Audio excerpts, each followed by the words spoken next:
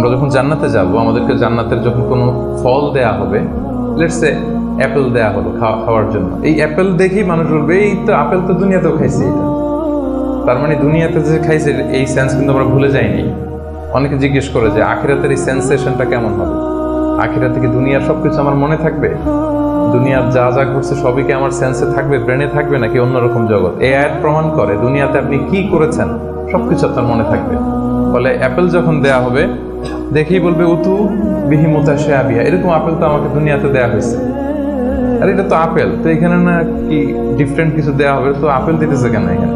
Apple অনেকে apple লাইকও করে না দুনিয়াতেই, সেইখানে যদি আপেল দিয়ে আপেল দেয় বা কমলা দেয় হয়তো মানুষ এরকম প্রশ্ন করবে, এবং কোরআন তো সেটা টেস্টিফাই করছে যে হ্যাঁ, মানুষ বলবে যে এটা তো আমরা দুনিয়াতেই খাইছি। তখন আল্লাহ বলবে যে না, এটা অ্যাপেল, বাট দুনিয়ার অ্যাপেলের মতন। দুনিয়ার আপেলে একটা স্বাদ পাওয়া যায়, এই আপেলে 1000 স্বাদ পাওয়া যায়।